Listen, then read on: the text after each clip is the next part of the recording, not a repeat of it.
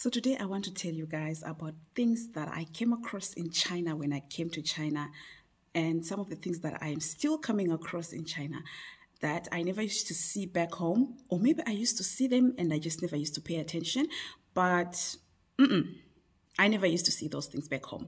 These are things that I've only seen in China. All right, number one, squat toilets. Yes, I know in rural Zimbabwe there are a lot of squat toilets and it's a pit latrine, most of it. Most of the times it's just a pit latrine. But in China, there are squat toilets and they are mostly white, and this is how they look like. I'm just going to place a picture somewhere.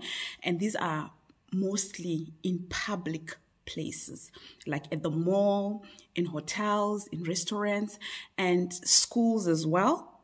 And actually in some homes. Some of my students told me that they still use squat toilets in their houses.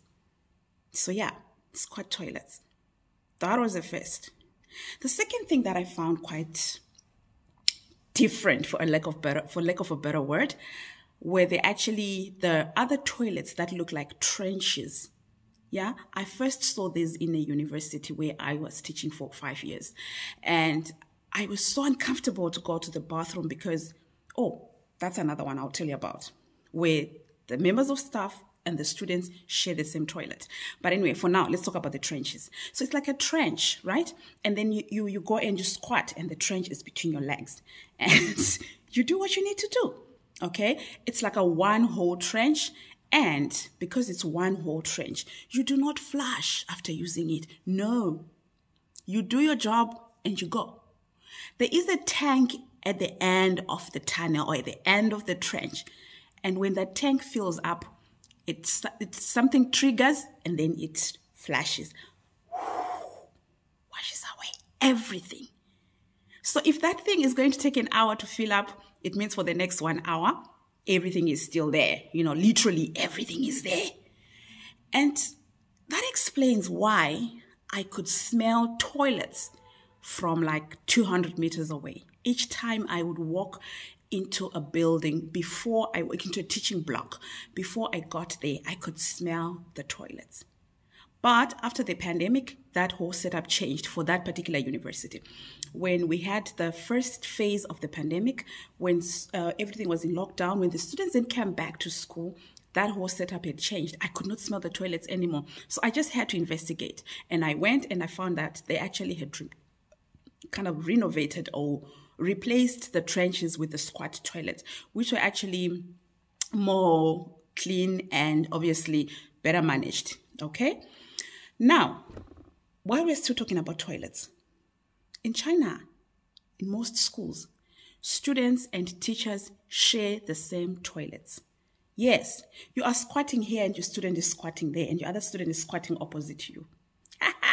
You can have an interesting conversation, You'll be surprised at things that you hear. They share the same toilets. Literally, a teacher walks in and, there are cubicles.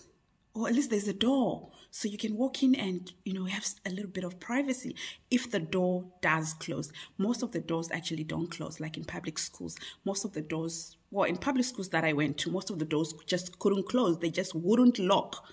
Okay? So you have to be, one hand is holding the door and one hand is trying to undo your pants and everything. Yeah. No, it's okay.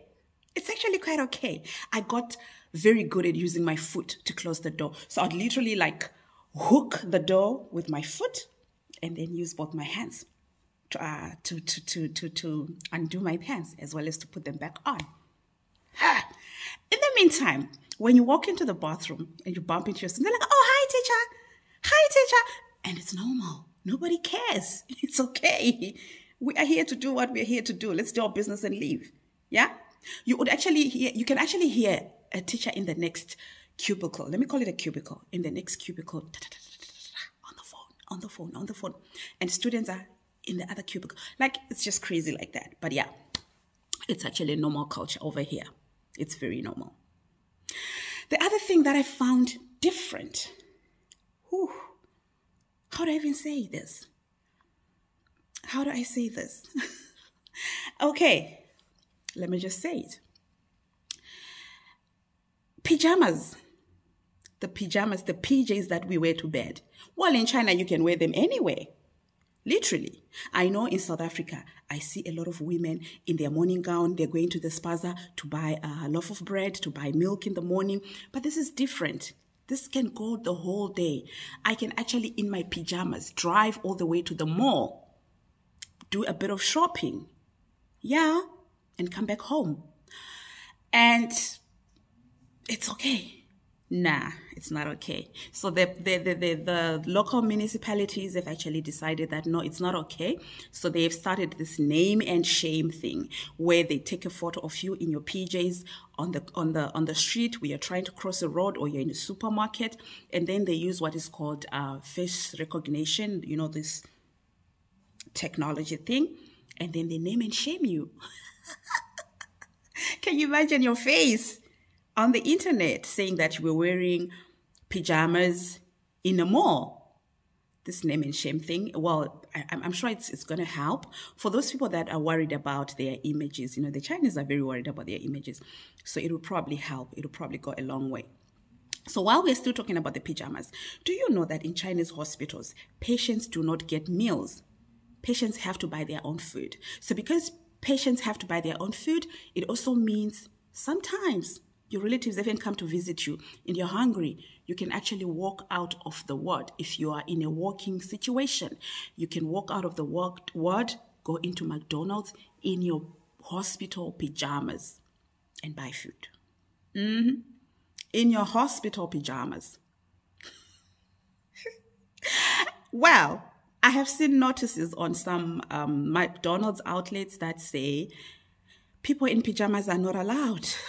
Because most of these people that come in pajamas, especially if they're next to the hospital, you know definitely these are patients. These are people just walked out of the hospital. They're coming to buy lunch. They're coming to buy breakfast. And then they walk back into the hospital, back into their beds. But they are in their hospital pajamas. Because pajamas can be worn anywhere. It's okay. Nah, it's not okay. That's something that I just found quite weird in China. But yeah, I don't want to say weird. Different. Yeah. Different is the word. I don't want to say weird. Different is the word. What else did I find in China that I found quite fascinating and different? There are a lot of glass bridges. Yeah, I've only been to one, but there are many. Almost in every province, there is a glass bridge happening somewhere there. Now, it's just a bridge, but it's made of glass. You can literally see anything and everything that is underneath you. If you're afraid of heights like me, please don't go there. Don't go there. But I did. I had to face my fears and I went, and I never looked down. I was just looking forward and going and looking forward and going, looking forward and going. You know, you pretend to be very brave because you have to, because you're trying to face your fears. You're trying to conquer your fears. Yeah? So yeah, a lot of glass bridges in China, something that I never saw in my country. Lots of them. And people love to go there. People just love to go and visit. People just love to go and see what is happening there. And people just love to walk across them. Somebody can actually walk across a glass bridge maybe 2-3 times a year. Probably it gives them a thrill. You never know. You see people with dwarfism, right? Little people, right? And yeah, you would see them here, there, and all that. But in China, there's actually what is called the kingdom of the little people. And these little people live there together. They live there together. It's like a little community of little people with little houses. Everything is little. People go there, like tourists go there to visit the place, to see what is happening. And these people do a lot of shows. They do a lot of performances for the tourists.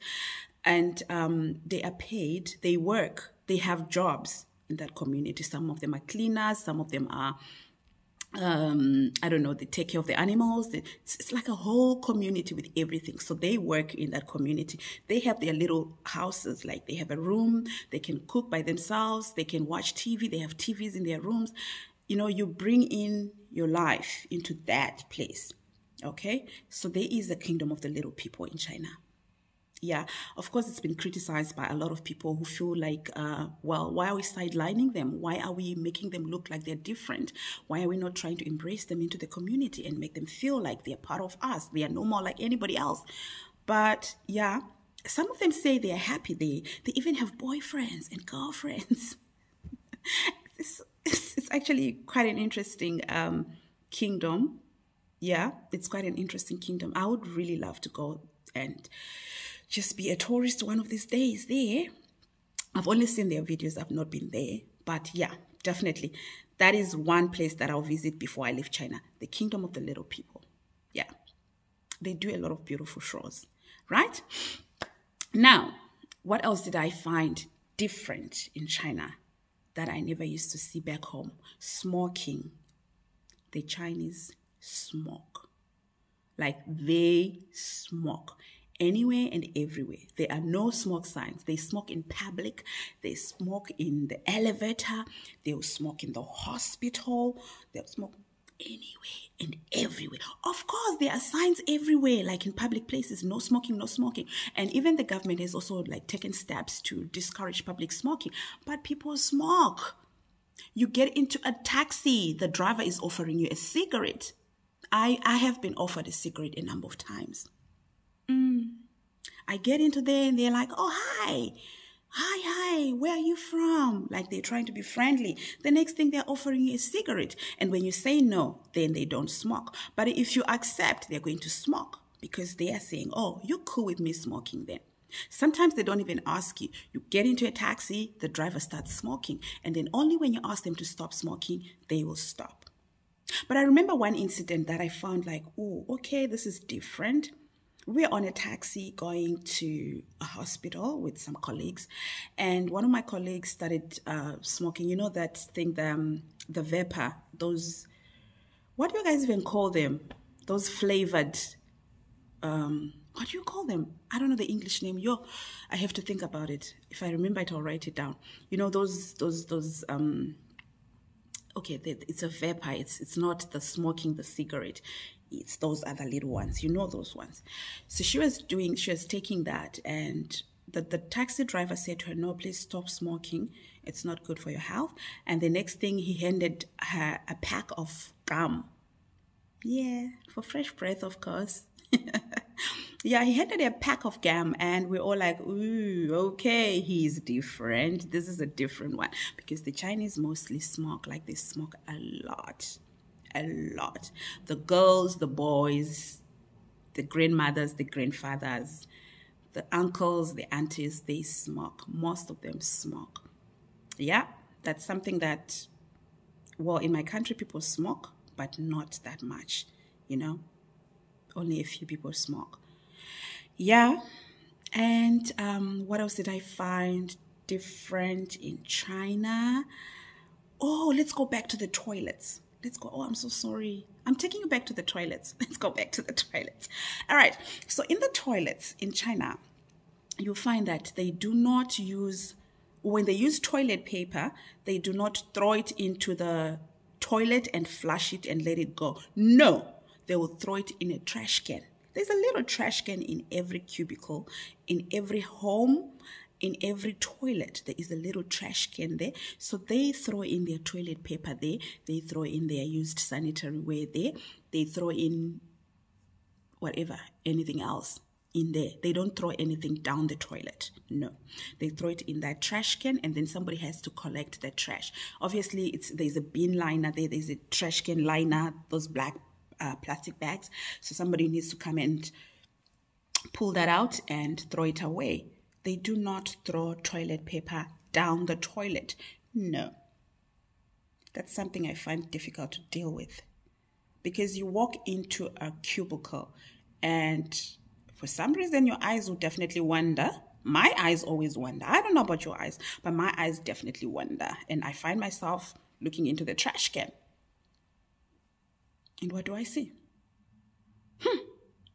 So yeah, they throw used toilet paper in the trash can. They don't throw it down the toilet.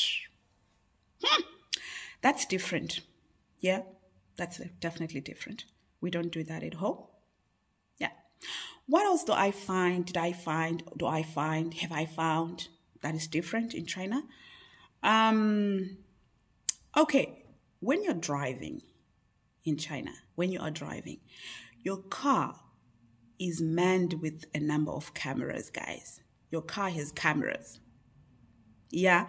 You know, back home, when you are trying to reverse your vehicle, you need to stick your head out of the car, out of the window, so that you can check your backside. Ooh, sorry.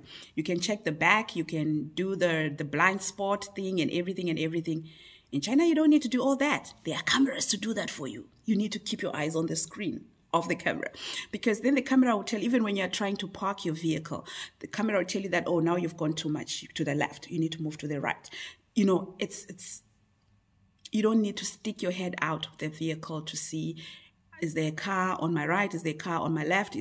No, your vehicle is manned with a number of cameras. There are a number of cameras that help you to park your car, to drive your car without having to look everywhere and anywhere. You just have to look into your camera. Once in a while, you need to look into your screen and see, oh, there's no car behind me. There's, you know, literally use your screen instead of using your rear view mirror, instead of using your, yeah, we don't use all those in China. We look into the screen when we're driving. Interesting. What else did I find? Let me think. There are so many things, guys. The other thing that I found different in China is their snacks. S-N-A-C-K-S. They have a whole range of them, okay? While we are used to cookies or biscuits, candy or sweets, and we probably have chips, crisps. Here there are many. We have boiled eggs here. We have boiled eggs that are packed and the papers are vacuumed, or they are, vacuumed. They've got no air in, they're airtight. We've got boiled eggs, we've got chicken feet, we've got chicken wings, we've got chicken thighs, we've got, you can literally find anything preserved in China as a snack. You can literally find anything and everything preserved. I will do a whole separate video about the snacks that you find in China that we don't find back home, that I found very weird, that I still haven't even tried to eat. I remember going on a trip, and we were given chicken thighs as preserved chicken thighs and bread for lunch. I remember the students munching on them like it's okay, like it's normal. But I couldn't even bring myself to open the chicken thigh, because I was just thinking, chicken thigh in a plastic, cooked over I don't know how many years ago. No, not years, obviously not years, probably months, yeah. But I just couldn't even bring myself to open the pack. Yeah, and right now I have like chicken feet that I was given by some students. I don't know what to do with them. I'm not even able to open them, but I will do a separate video about those things. Yeah, so guys, different countries, different things. Like, there's nothing weird about it. It's just a difference in culture. It's just a difference in the way they do things. It's just a different. Yeah, I always want to say it's difference in culture. I always want to embrace anything that I find and say, well, it's a difference in culture. Well, it's a difference in culture. That's just me. And it makes it easier for me to actually just accept it, embrace it, and, you know, move with the flow. Go on with it. Thank you guys so much for watching today's video. Yeah, I know it's not a crime story. It's just me talking about my life in China. Yes. Thank you for coming through. If you're new to this channel, don't forget to subscribe. If you're new to this page, don't forget to follow. And I have a YouTube channel, Sim Crimes Channel, and I have a Facebook page, Sim Crimes Channel. Make sure you are in both, right? Thank you so much. And remember to stay away from crime, because if you do crime, you are most likely to do the time. Goodbye.